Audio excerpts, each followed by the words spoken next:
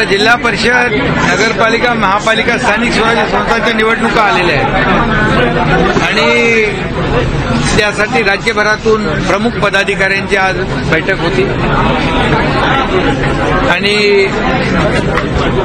हे सर्व प्रमुख पदाधिकारी या निवडणुका तसं काय आमच्या लोकांना नवीन नाहीये.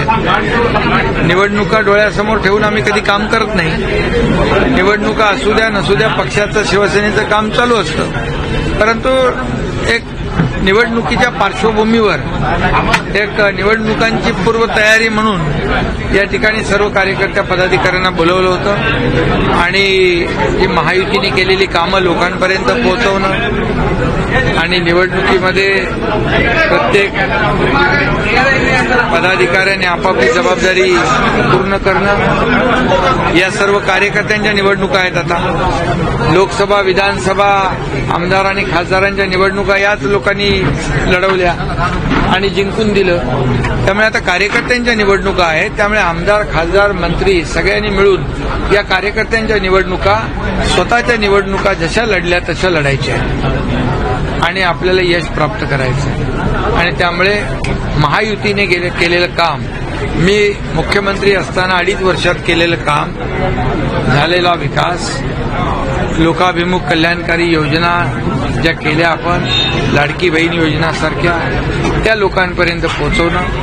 आता महायुतीचे मुख्यमंत्री देवेंद्रजी आणि आमची टीम जे काम करते ही कामं लोकांपर्यंत गेल्या 2.5-3 वर्षातली पोहोचवणं आणि लोकांना संपर्क करणं आणि लोकांमध्ये जाणं, या सगळ्या गोष्टी कार्यकर्त्यांना नवीन नाही.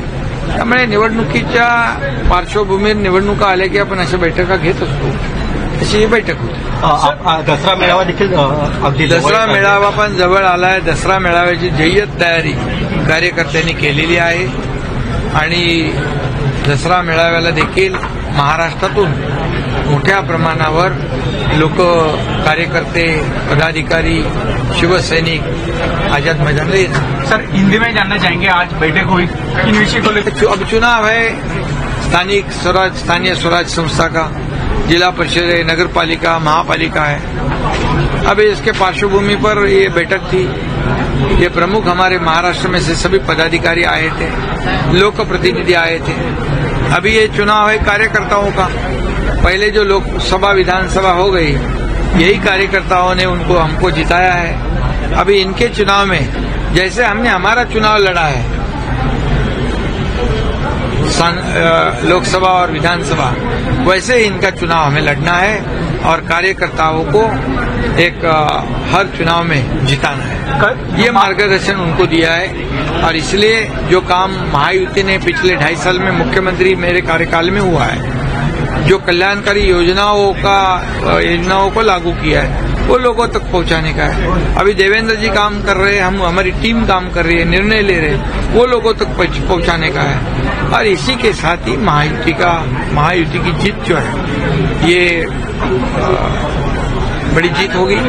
जैसे विधानसभा में भारी बहुमत मिला, वैसे ही इस चुनाव में भी महायुति को भारी बहुमत मिलेगा. महाराष्ट्र में फ्लड आया है, आप महाराष्ट्र में किसान अब संकट में है.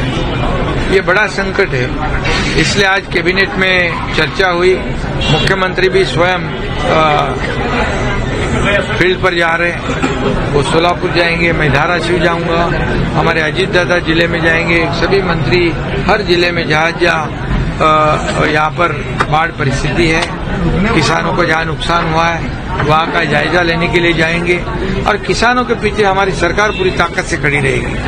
किसानों को जो भी नुकसान हुआ है वो किसानों को मिलेगा और किसान जो है आज संकट में, उसे मदद करने की आवश्यकता है. इससे पहले भी हमारी महायुति सरकार ने किसान को मदद की है, अभी भी करेगी, आगे भी करते रहेंगे.